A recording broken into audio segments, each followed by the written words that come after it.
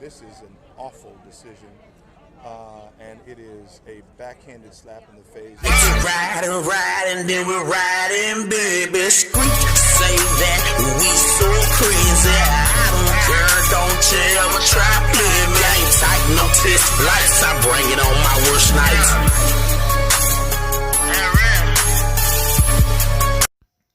Welcome back to another edition of Clickbait Media. I'm your host, Rob Caesar, baby. If this your first time here, please be sure to like, subscribe, hit the notification bell, so whenever I post, you will know I'm here.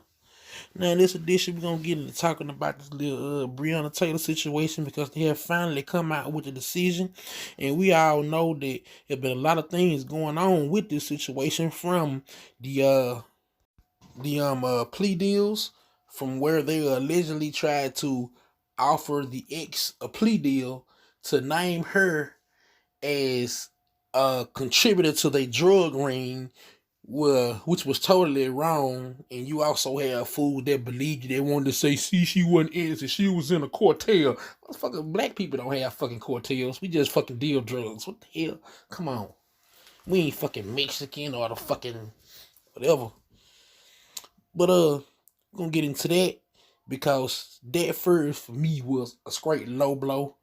Then they try to get out of the no-knock warrant, and which they allegedly already had the person that they was looking for in custody, and they tried to say that this person was there. And also the fact that when they were shooting, they also didn't mention that it was a couple of rounds that went into the neighbor's house as well.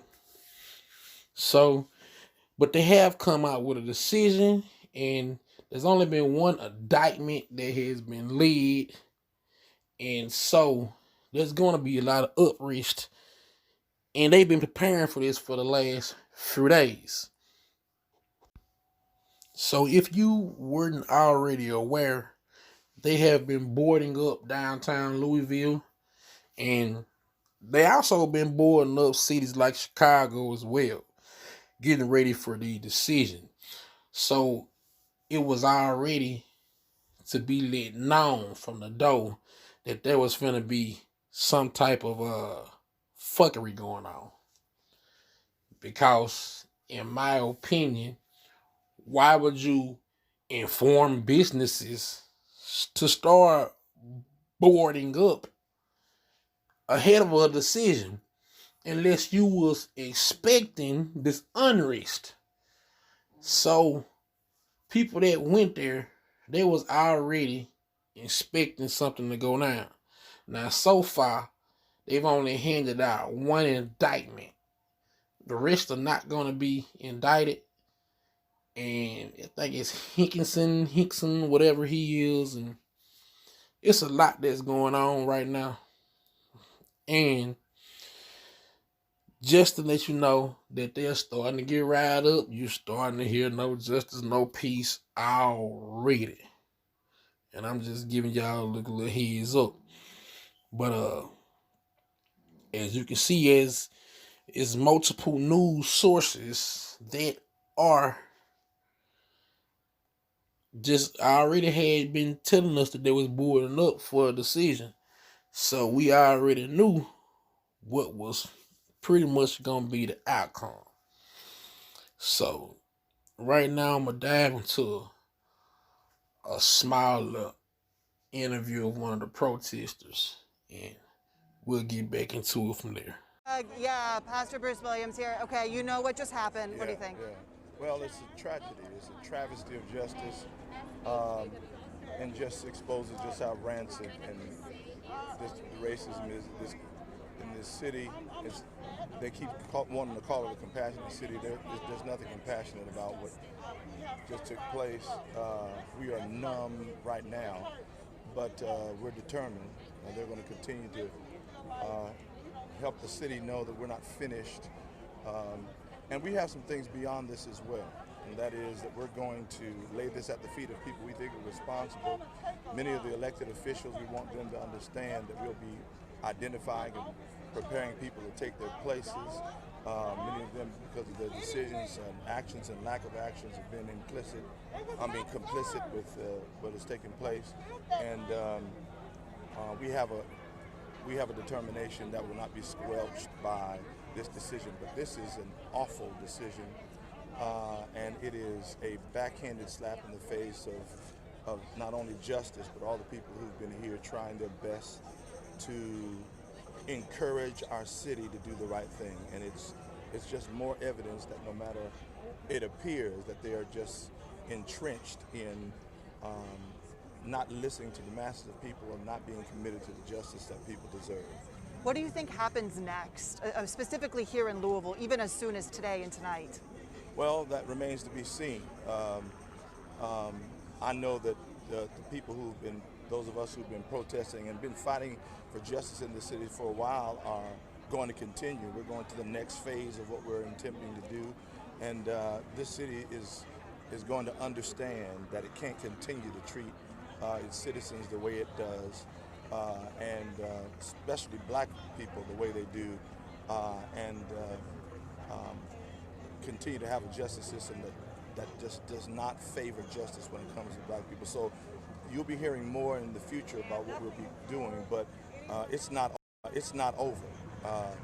We meant it when we said no justice, no peace, and so we'll be finding all kinds of ways to make sure that this city changes. Our city needs a change. It really needs a change. Louisville needs to change. This is old.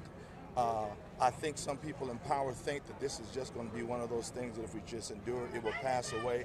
That is not the case. This is not going to just pass over. It's not going to blow over. We're not going back to business as usual. We are not going back at all. There's no way to go back. And so they might as well get ready for pressure. They might as well get ready for holding people accountable, from the mayor to the city council to any elected official that's been complicit. Please understand that we are tired of being treated the same way and expected us to just roll over and play dead. That's not going to happen. It's a new day, and you'll hear from us. Can you describe the mood here? I mean, it was quiet for a minute, I think, as people were letting it sink in, but now we're starting to hear some real hurt. Well, one of the things you know when it comes to grief cycles is the first thing is you're numb. You can't believe it. And you know, the masses of people we knew just from the history of this city and the history of this country that we didn't really expect. We hoped against hope, but we didn't really expect it to be any different. But you kind of hope that maybe somebody will wake up. And what has happened is they're numb because of the audacity of this decision, the audacity of the racism, the audacity of the evil. It's just, even though you know you've experienced it before, the audaciousness of it just makes you numb. And then after you get past or process that numbness, you're angry about the injustice. And if you're not angry about this injustice, then there's something seriously wrong.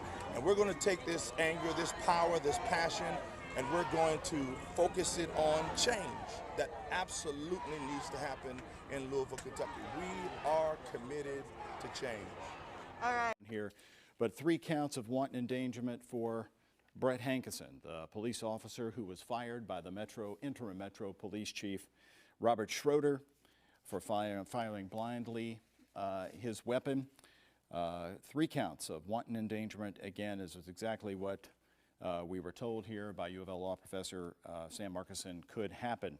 The police chief actually wrote his letter about the firing of Brett Hankerson based on the legal standard that exists. I have determined you violated standard operating procedures when your actions displayed an extreme indifference to the value of human life, when you wantonly and blindly fired 10 rounds into the apartment of Breonna Taylor on March 13, 2020. The chief, on June 23rd, went on to write, "These rounds created a substantial danger of death and serious injury to Breonna Taylor and the 3 occupants of the apartment next to Ms. Taylor's." blindly firing 10 rounds into Breonna Taylor's apartment without supporting facts that your deadly force was directed at a person against whom posed an immediate threat or danger or serious injury to yourself or others. In fact, the 10 rounds you fired were into a patio door and window, which were covered with material that completely prevented you from verifying any person as an immediate threat, or more importantly, any innocent persons.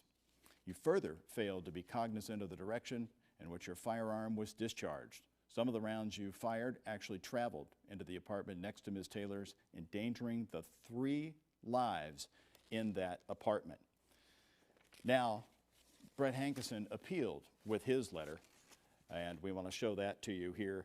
But again, the only indictments coming down here moments ago against Officer Brett Hankison, the other officers in this case, Miles Cosgrove, Jonathan Mattingly, and Joshua James, did not have any indictments against them here.